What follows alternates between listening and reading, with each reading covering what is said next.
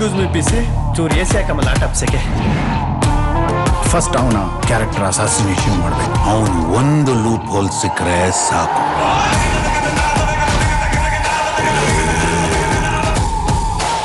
ಆಸೆ ಪಟ್ರೆ ಕೇಳಬೇಕು, ಕೊಡ್ತಿದ್ರೆ ಕಿತ್ಕೋಬೇಕು. ನಾನು ಕೂತಿ ಚೇರಲ್ಲಿ ಬೇರೆ ಯಾರು ಕೂತ್ಕೋಬಾರ್ದು. ಖೇಲ್ ಖತಮ್, ನಾಟಕ ಬಂದ್. ಎಲ್ಲೋದ್ರೂ ಬರ್ತಿರ್ಲಿಲ್ಲ. ಏನೋ ನಿಮ್ ಪ್ರಾಬ್ಲಮ್.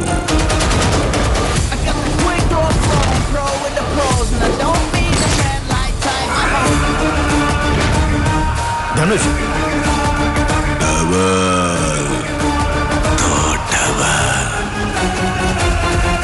ಸೂರ್ಯಂಗೆ ತುಂಬಾ ಹೊತ್ತು ಗ್ರಹಣ ಹಿಡಿಯಲ್ಲ. ನಾನು ಬರ್ತಿದ್ದೀನಿ ಚಿನ್ನ.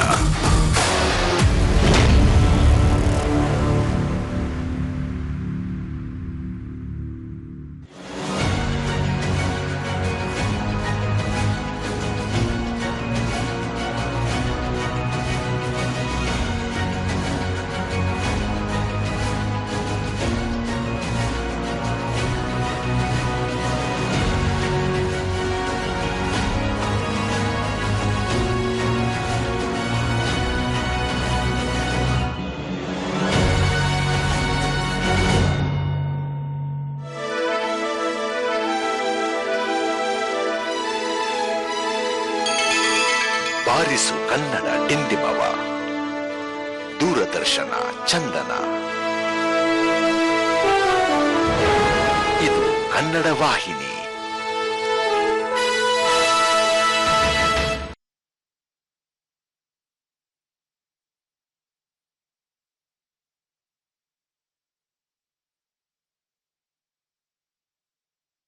ಬೇಗ ಟಿಫಿನ್ ಪ್ಯಾಕ್ ಮಾಡಿ. ರಾಜು, ಮೊಬೈಲ್ ಬಿಡು. ಅರೆ ಅಕ್ಕ, ಬ್ಯಾಂಕ್ ನ ನಂಬರ್ ಬೇಕಿತ್ತು, ರಿಫಂಡೇ ಬಂದಿಲ್ಲ. ಸಿಕ್ತು, ಈಗ್ಲೇ ಕಾಲ್ ಮಾಡ್ತೀನಿ. ನಂಬರ್ ಚೆಕ್ ಮಾಡ್ದೇನೆ. ವಂಚಕರು ಹೆಚ್ಚಾಗಿ ನಕಲಿ ಬ್ಯಾಂಕ್ ವೆಬ್ಸೈಟ್ ಮತ್ತು ನಕಲಿ ನಂಬರ್ ನಿಂದ ಹಣವನ್ನು ವಂಚಿಸ್ತಾರೆ. ಹಾಗಾದ್ರೆ ಸರಿಯಾದ ನಂಬರ್ ಬ್ಯಾಂಕ್ ನ ಅಫಿಷಿಯಲ್ ವೆಬ್ಸೈಟ್ ಅಥವಾ ಕಾರ್ಡ್ ನಲ್ಲಿ. ನೀವು ಉಳಿಸಿ ಬಿಟ್ರಿ ಅಕ್ಕ. ಕೆಲ್ಸದಿಂದಲ್ಲ. ಮಾಡ್ತೀನಿ. RBI ಹೇಳುತ್ತೆ, ಸರಿಯಾದ ಆರ್ಥಿಕ ಅಭ್ಯಾಸ ನಿಮ್ಮನ್ನು ಕಾಪಾಡುತ್ತೆ.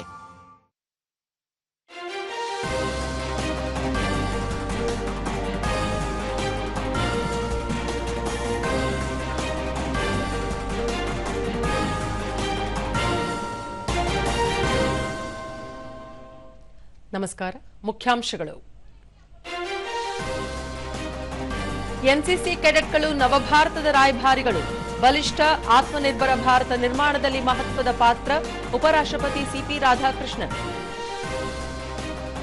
ದೇಶದ ಎಲೆಕ್ಟ್ರಾನಿಕ್ಸ್ ಉತ್ಪಾದನೆಯಲ್ಲಿ ಗಣನೀಯ ಪ್ರಗತಿ. ರಫ್ತು ಪ್ರಮಾಣ 8 ಪಟ್ಟು ಹೆಚ್ಚಳ. ಸಚಿವ ಅಶ್ವಿನಿ ವೈಷ್ಣವ್. ರಾಜ್ಯದಲ್ಲಿ ರೈಲ್ವೆ ಮೂಲಸೌಕರ್ಯಕ್ಕೆ ಆದ್ಯತೆ. ಕೇಂದ್ರದ ಅನುದಾನದಲ್ಲಿ ಮೇಲ್ಸೇತುವೆಗಳ ನಿರ್ಮಾಣ. ಸಚಿವ V Somanna.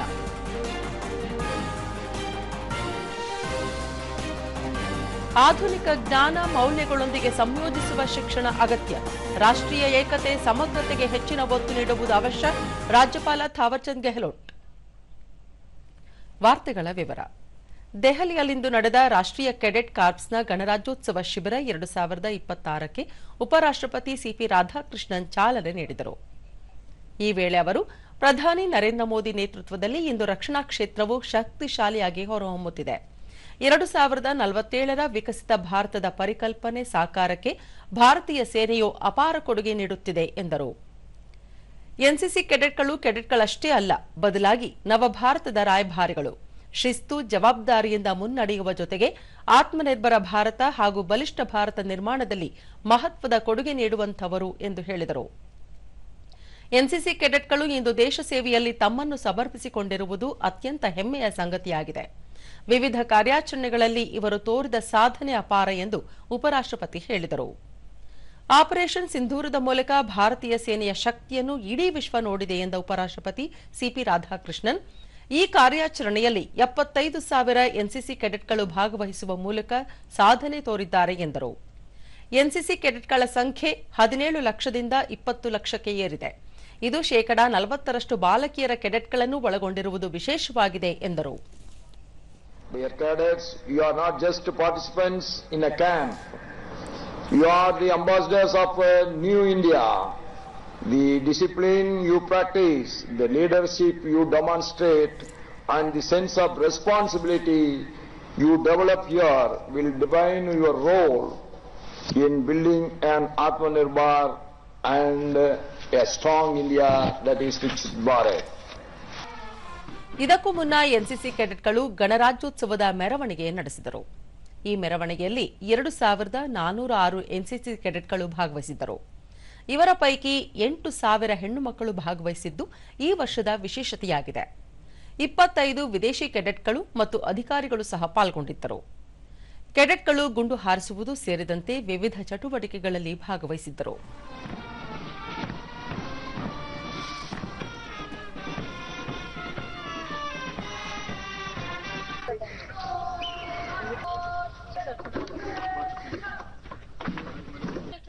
Bihar School of Yoga, Munger. It's very creative also. Yes. My fellow cadets, we'll now guide you through this hall. I hope you have a wonderful visit. Dancer. ಗುಜರಾತ್ನ ವೆರಾವಲ್ನ ಪ್ರಭಾಸ್ ಪಠಾಣ್ನಲ್ಲಿರುವ ಅತ್ಯಂತ ಪವಿತ್ರವಾದ ಸೋಮನಾಥ ದೇವಾಲಯದ ಮೇಲಿನ ದಾಳಿಗೆ 1000 ವರ್ಷ ತುಂಬಿದೆ. ಸೋಮನಾಥ ಜ್ಯೋತಿರ್ಲಿಂಗದ ಮೇಲೆ 1026ನೇ ಸಾಲಿನ ಜನವರಿಯಲ್ಲಿ ಮೊಹಮ್ಮದ್ ಗಜನಿ ದಾಳಿಯಿಂದ ಪ್ರಾರಂಭವಾಗಿ ಬಹು ಮುಸ್ಲಿಂ ಆಕ್ರಮಣಕಾರರು ಮತ್ತು ಆಡಳಿತಗಾರರಿಂದ ದಾಳಿಗೆ ಒಳಗಾಗುತ್ತಾ ಬಂದಿದೆ. ಸಾಮಾಜಿಕ ಜಾಲತಾಣದಲ್ಲಿ ಈ ವಿಷಯ ಪ್ರಸ್ತಾಪಿಸಿರುವ ಪ್ರಧಾನಿ ನರೇಂದ್ರ ಮೋದಿ ತಮ್ಮ ಶ್ರೇಷ್ಠ ಸಂಸ್ಕೃತಿ ಮತ್ತು ಆಧ್ಯಾತ್ಮಿಕ ಪರಂಪರೆಯು ಅಸಂಖ್ಯಾತ ದಾಳಿಗಳಿಗೆ ಸಾಕ್ಷಿಯಾಗಿದೆ.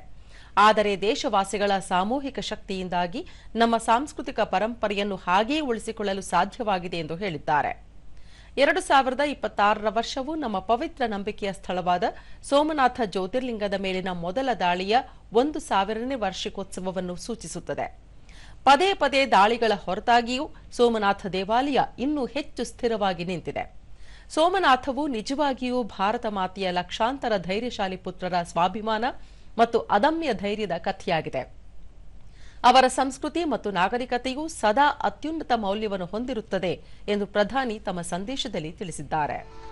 आज 1000 साल के बाद जब हम देखते हैं तो विध्वंस के उस दौर को नहीं बल्कि पुनर्बीते 11.5 वर्षों में मोदी जी के नेतृत्व में मंदिर परिसर और श्रद्धालु पूरा भारतवर्ष सोमनाथ स्वाभिमान पर्व मना रहा है. श्री सोमनाथ महादेव की कृपा. ದೇಶೀಯವಾಗಿ ವಿನ್ಯಾಸಗೊಳಿಸಿ ನಿರ್ಮಿಸಿರುವ ಮಾಲಿನ್ಯ ನಿಯಂತ್ರಣ ನೌಕೆ ಸಮುದ್ರ ಪ್ರತಾಪನ್ನು ರಕ್ಷಣಾ ಸಚಿವ ರಾಜನಾಥ್ ಸಿಂಗ್ ಗೋವಾದಲ್ಲಿಂದು ಭಾರತೀಯ ಕರಾವಳಿ ರಕ್ಷಣಾ ಪಡೆಗೆ ಸಮರ್ಪಿಸಿದರು.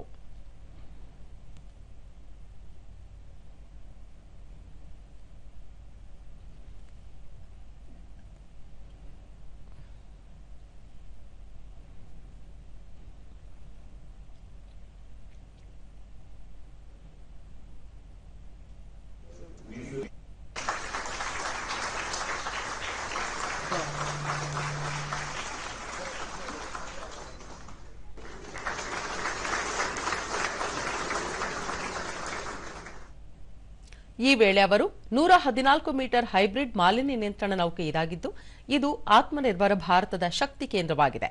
ತೈಲ ಸೋರಿಕೆಯನ್ನು ಪತ್ತೆ ಹಚ್ಚಲು ಮತ್ತು ಮರುಪಡೆಯಲು ಇದನ್ನು ವಿನ್ಯಾಸಗೊಳಿಸಲಾಗಿದೆ. ಇದು ದೇಶದ ವಿಶೇಷ ಆರ್ಥಿಕ ವಲಯವನ್ನು ರಕ್ಷಿಸುವಲ್ಲಿ ಮಹತ್ವದ ಪಾತ್ರ ವಹಿಸುತ್ತದೆ ಎಂದರು. ಸಮುದ್ರ ಪ್ರತಾಪ್ ದೇಶದ ಸಾಮೂಹಿಕ ಸಂಕಲ್ಪ ಮತ್ತು ಕಡಲ ವಿಶ್ವಾಸದ ಸಂಕೇತವಾಗಿದೆ. 70%ಕ್ಕಿಂತ ಹೆಚ್ಚು ದೇಶೀಯವಾದ ವಿಷಯಗಳನ್ನು ಹೊಂದಿರುವ ಈ ನೌಕೆ ಸ್ಥಳೀಯವಾಗಿ ಅಭಿವೃದ್ಧಿಪಡಿಸಿದ ಮಾಲಿನ್ಯ ನಿಯಂತ್ರಣ ನೌಕೆಯಾಗಿದೆ. ಹವಾಮಾನ ಬದಲಾವಣೆ ಸಂದರ್ಭದಲ್ಲಿ ಸಮುದ್ರ ಜೀವ ವೈವಿಧ್ಯತೆಯನ್ನು ರಕ್ಷಿಸುವುದು ಇದರ ನೈತಿಕ ಜವಾಬ್ದಾರಿಯಾಗಿದೆ ಎಂದ ಸಚಿವರು, ಈ ಹಡಗು ಹವಳದ ದಿಬ್ಬಗಳು ಮತ್ತು ಕರಾವಳಿ ಸಮುದಾಯಗಳನ್ನು ರಕ್ಷಿಸುತ್ತದೆ ಎಂದರು. 4200 ಟನ್ ತೂಕದ ಈ ಹಡಗು 22 ನಾಟ್ಸ್ಗಳಿಗಿಂತ ಹೆಚ್ಚು ವೇಗ ಮತ್ತು 6000 ನಾಟಿಕಲ್ ಮೈಲುಗಳ ಕ್ಷಮತೆ ಹೊಂದಿದೆ ಎಂದು ವಿವರಿಸಿದರು. इतना इम्पोर्टेंट रोल प्ले करता है यह पूरा देश जानता है, लेकिन कई बार लोग उन चैलेंजेस के बारे में नहीं जान पाते जिनका सामना आप आए दिन किया करते हैं. मैरीन पोल्यूशन से लेकर कोस्टल क्लीनलीनेस तथा सर्च एंड रेस्क्यू से लेकर मैरीटाइम लॉ इन्फोर्समेंट तक कोस्ट गार्ड की भूमिका डायमेंशनल है। जब भी समुद्र में कोई संकट आता है, चाहे वह ऑयल स्पिलिंग का हो, किसी शिप में आग लगने का हो, या किसी का जीवन संकट में हो, या फिर कोई भी समस्या हो, कोस्ट गार्ड सबसे पहले रिस्पांस देता है। यही कारण है कि आज हमारी कोस्ट गार्ड को देश ही नहीं बल्कि इंटरनेशनल कम्युनिटी में भी सम्मान की दृष्टि से देखा जाता है।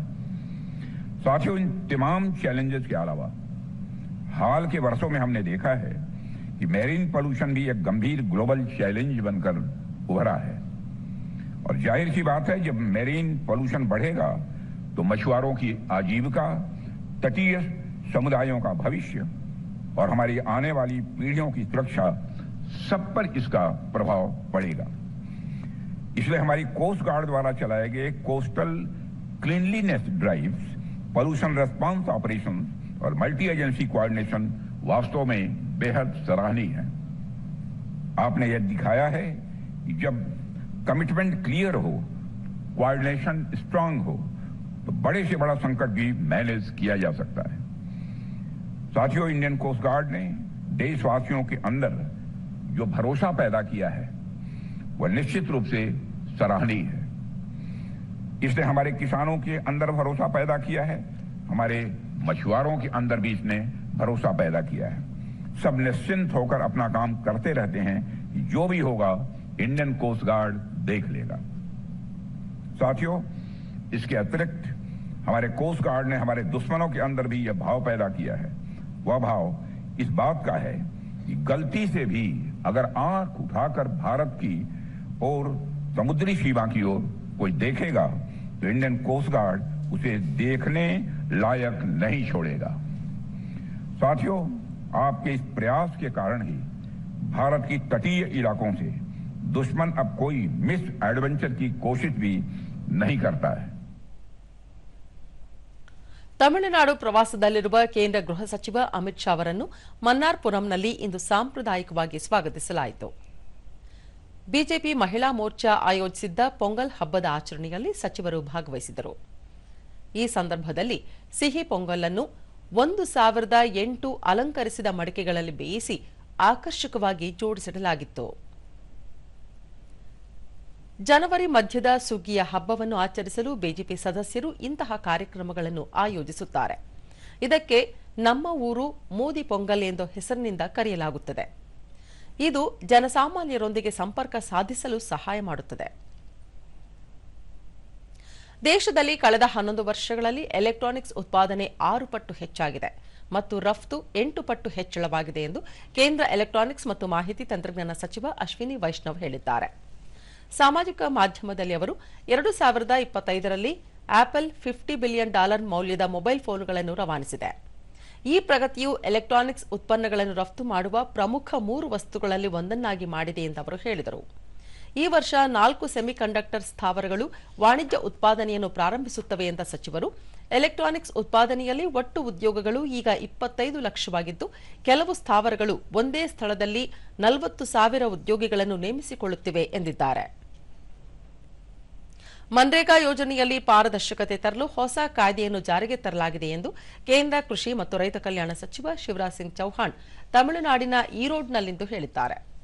ರೈತರನ್ನು ಉದ್ದೇಶಿಸಿ ಮಾತನಾಡಿದ ಅವರು, ವಿಕಸಿತ ಭಾರತ್ ರೋಜ್ಗಾರ್ ಮತ್ತು ಅಜೀವಿಕಾ ಮಿಷನ್ ಹಾಗೂ ವಿಕಸಿತ ಭಾರತ್ ಜಿ ರಾಮ್ಜಿ ಕಾಯ್ದೆಯನ್ನು ಜಾರಿಗೆ ತರಲಾಗಿದೆ. ಈ ಯೋಜನೆಯಡಿ ಫಲಾನುಭವಿಗಳಿಗೆ ಪಾವತಿ ಸಮಯಕ್ಕೆ ಸರಿಯಾಗಿ ತಲುಪಲಿದೆ ಎಂದು ಹೇಳಿದರು. ಉದ್ಯೋಗದ 15 ದಿನಗಳ ಒಳಗೆ ಫಲಾನುಭವಿಗಳಿಗೆ ವೇತನ ಪಾವತಿಸದಿದ್ದರೆ ಕಾನೂನಿನಡಿಯಲ್ಲಿ ಕಾನೂನು ಕ್ರಮ ಕೈಗೊಳ್ಳಲಾಗುವುದು ಎಂದು ಎಚ್ಚರಿಕೆ ನೀಡಿದ ಸಚಿವರು, ರೈತರು ಇದರ ಪ್ರಯೋಜನ ಪಡೆಯಲು ಅನುಕೂಲ ಆಗುವಂತೆ ಗ್ರಾಮೀಣ ಮೂಲಸೌಕರ್ಯವನ್ನು ಬಲಪಡಿಸಲಾಗುವುದು. ಫಲಾನುಭವಿಗಳಿಗೆ ಈ ಯೋಜನೆಯನ್ನು 125 ದಿನಗಳಿಗೆ ವಿಸ್ತರಿಸಲಾಗಿದೆ ಎಂದು ಇದೇ ವೇಳೆ ಅವರು ಮಾಹಿತಿ ನೀಡಿದರು. जनता की सेवा के लिए, किसानों की प्रॉब्लम्स को हल करने के लिए मैं मानता हूं कि सबको मिलकर काम करना चाहिए। दूध के बारे में कई लोगों ने कहा कि कहीं यहाँ की प्रॉब्लम को ही पैसा काफी कम मिल रहा है दूध का, केवल 32 रुपीज जो मुझे बताया पर लीटर। मैं तो आश्चर्यचकित रह गया। मध्य प्रदेश में दूध के रेट किसान को ही लगभग 58 to 60 रुपीज मिल रहे हैं। ಸರ್ಕಾರಿ ಯೋಜನೆಗಳ ಅನುಷ್ಠಾನ ವಿಳಂಬ ತಡೆಯಲು ಮತ್ತು ರಾಷ್ಟ್ರೀಯ ಮಹತ್ವದ ಯೋಜನೆಗಳಿಗೆ ವೇಗ ನೀಡಲು ಪ್ರಧಾನಿ ನರೇಂದ್ರ ಮೋದಿ ಅವರು ಆರಂಭಿಸಿರುವ ಪ್ರಗತಿ ಅಟ್ 50 ಕಾರ್ಯಕ್ರಮದಡಿ ಪ್ರಧಾನಮಂತ್ರಿ ಮಾತೃವಂದನಾ ಯೋಜನೆಗೆ ಮತ್ತಷ್ಟು ವೇಗ ದೊರೆತಿದೆ. ಗರ್ಭಿಣಿಯರು ಮತ್ತು ಹಾಲುಣಿಸುವ ತಾಯಂದರಿಗೆ ಆರ್ಥಿಕ ಸಹಾಯ ಒದಗಿಸುವ ಯೋಜನೆಯಾಗಿದೆ. ಮೊದಲ ಮಗುವಿಗೆ 5,000 ಮತ್ತು ಎರಡನೇ ಮಗು ಹೆಣ್ಣಾದರೆ 6,000 ರೂಪಾಯಿ ನೀಡಲಾಗುತ್ತದೆ. ಇದು ತಾಯಿ ಮತ್ತು ಶಿಶುವಿನ ಆರೋಗ್ಯ ಸುಧಾರಣೆ, ಪೌಷ್ಟಿಕಾಂಶ ಹೆಚ್ಚಳದ ಗುರಿ ಹೊಂದಿದೆ.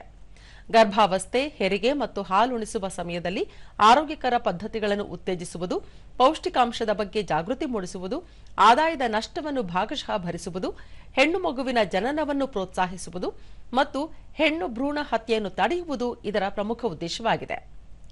ಅಂಗನವಾಡಿ ಕಾರ್ಯಕರ್ತೆಯರು ಮತ್ತು ಆಶಾ ಕಾರ್ಯಕರ್ತೆಯರ ಮೂಲಕ ಅರ್ಹ ಮಹಿಳೆಯರನ್ನು ಗುರುತಿಸಿ ನೋಂದಣಿ ಮಾಡಿಕೊಳ್ಳಲಾಗುತ್ತದೆ. ಅಂಥವರು ಇದರ ಪ್ರಯೋಜನ ಪಡೆದುಕೊಳ್ಳುತ್ತಾರೆ. ಮೈಸೂರು ವಿಶ್ವವಿದ್ಯಾಲಯದ 106ನೇ ಘಟಿಕೋತ್ಸವದಲ್ಲಿ ರಾಜ್ಯಪಾಲ ಥಾವರ್ಚಂದ್ ಗೆಹ್ಲೋಟ್ ಅವರು, ಚಲನಚಿತ್ರ ಹಿರಿಯ ನಿರ್ದೇಶಕ ರಾಜೇಂದ್ರ ಸಿಂಗ್ ಬಾಬು, ರಾಜ್ಯ ಮಾನವ ಹಕ್ಕುಗಳ ಆಯೋಗದ ಅಧ್ಯಕ್ಷ ಡಾ ಟಿ ಶ್ಯಾಂಭಟ್, ಶಿಕ್ಷಣ ತಜ್ಞ ಜಯಚಂದ್ರ ರಾಜು ಅವರಿಗೆ ಮೈಸೂರಿನಲ್ಲಿಂದು ಗೌರವ ಡಾಕ್ಟರೇಟ್ ಪದವಿ ಪ್ರದಾನ ಮಾಡಿದರು. ಈ ವೇಳೆ ಉನ್ನತ ಶಿಕ್ಷಣ ಸಚಿವ ಡಾ ಎಂಸಿ ಸುಧಾಕರ್, ಇಸ್ರೋ ಮಾಜಿ ಅಧ್ಯಕ್ಷ ಡಾ ಎಸ್ ಸೋಮನಾಥ್ ಹಾಗೂ ಕುಲಪತಿ ಎಸ್ಕೆ ಲೋಕನಾಥ್ ಉಪಸ್ಥಿತರಿದ್ದರು. ಇದೇ ವೇಳೆ ಸಂಶೋಧನಾ ವಿದ್ಯಾರ್ಥಿಗಳಿಗೆ ಪದವಿ ಪ್ರದಾನ ಮಾಡಿದರು.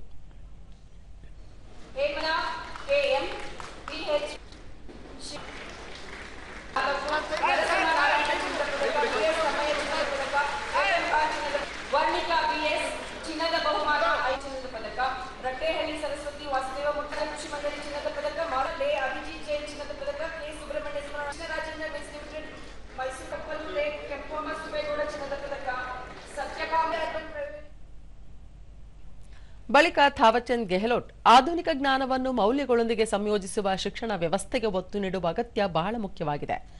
ನಮ್ಮ ಸಂಸ್ಕೃತಿ ವಿಶ್ವ ಸಹೋದರತ್ವ, ವಿಶ್ವ ಶಾಂತಿ ಮತ್ತು ಸಮಾನತೆಯನ್ನು ಪ್ರೇರೇಪಿಸುವ ಉದಾರ ಗುಣಗಳನ್ನು ಹೊಂದಿದೆ.